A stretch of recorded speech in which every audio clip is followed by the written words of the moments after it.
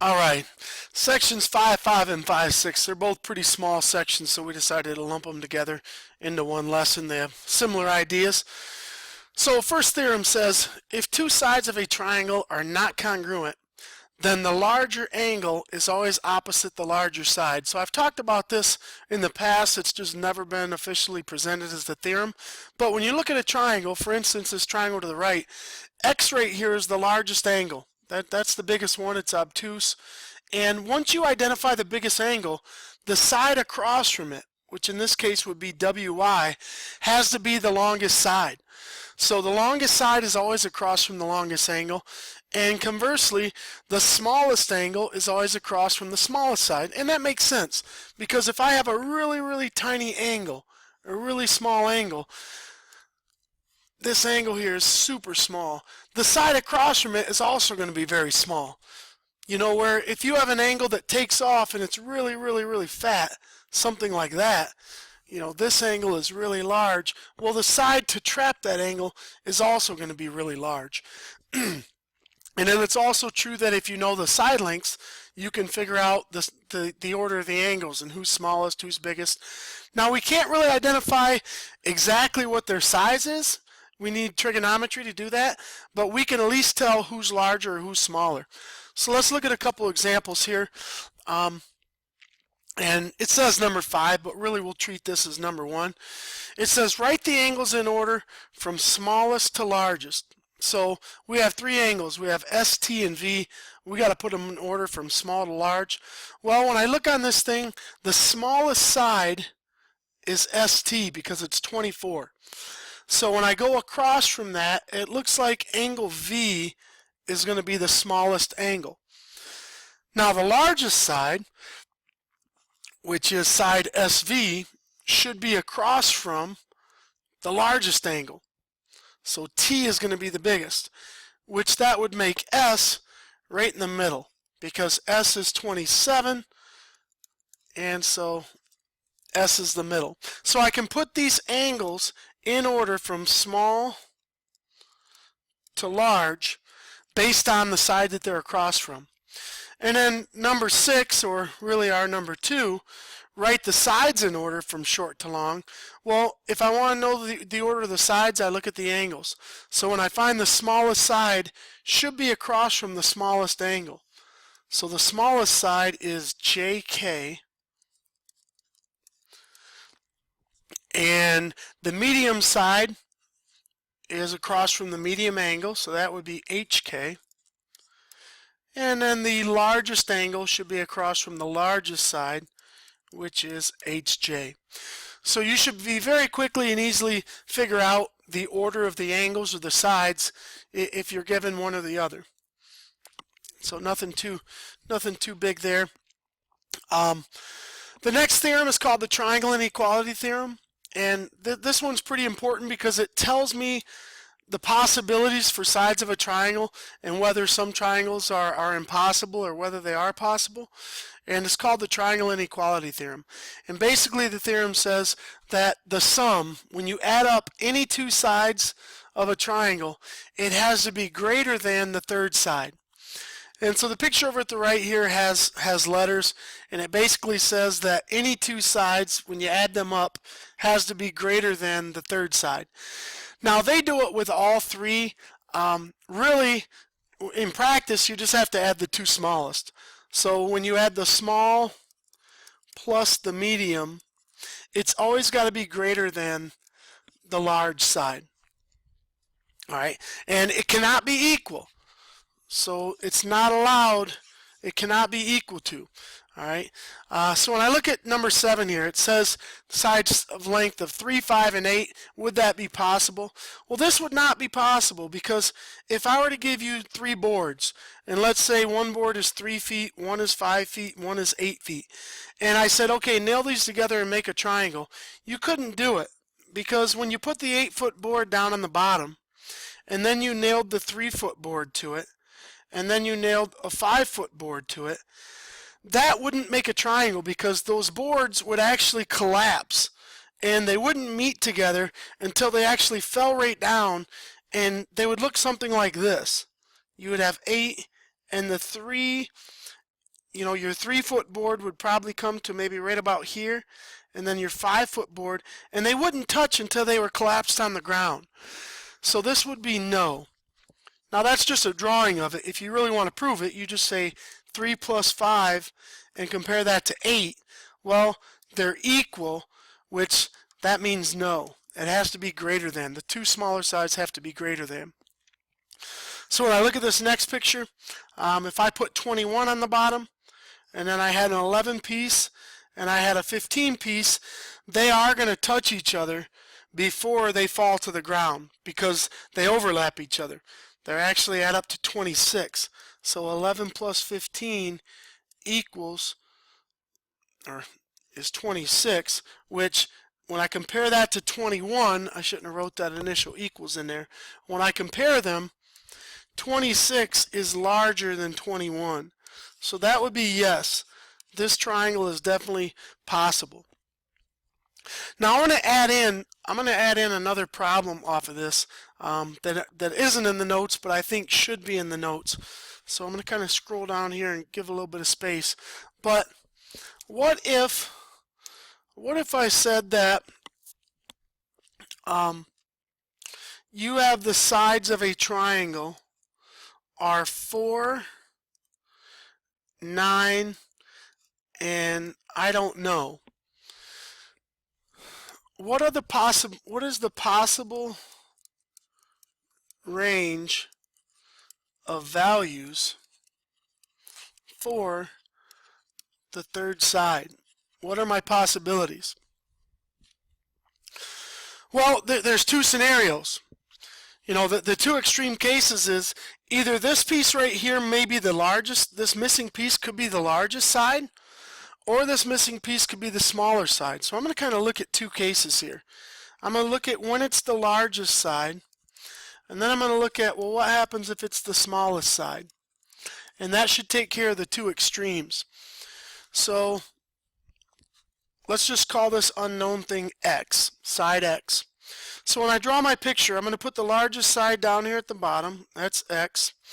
Well, when I nail the other two boards on, if I nail a 4 on here, and I nail a 9 on there, well, these two boards, if I lay them completely flat down here, X would be 13.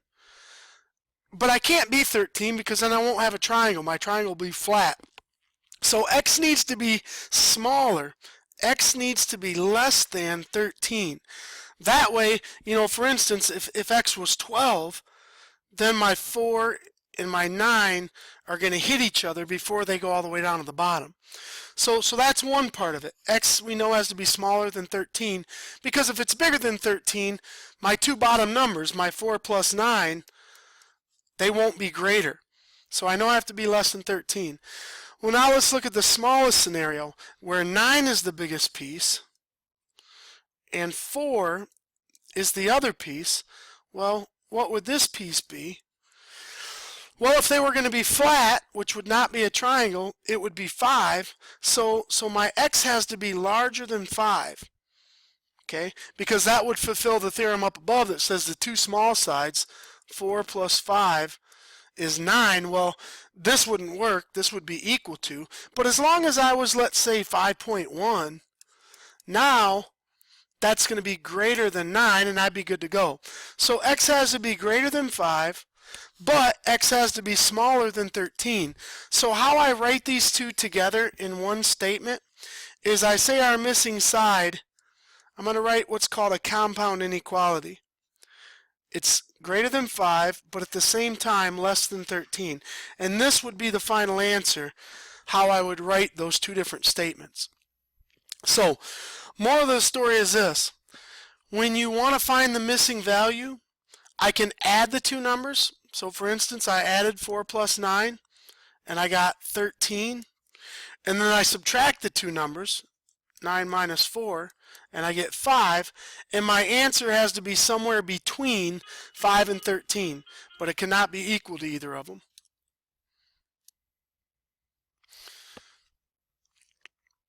All right, moving on down.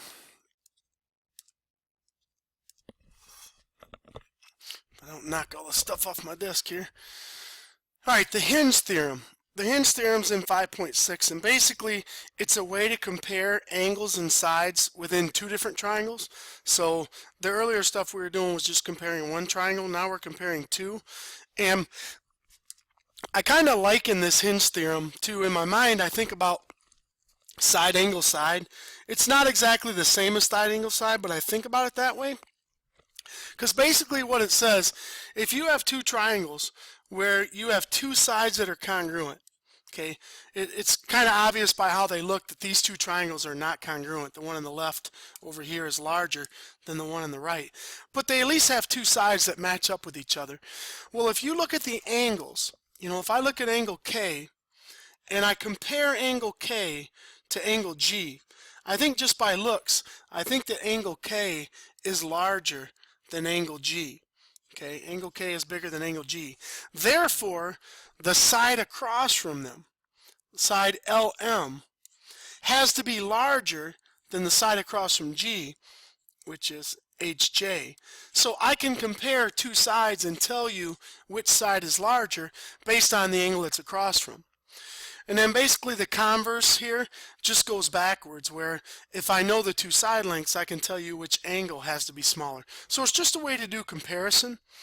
So when I look at these two examples down here at the bottom,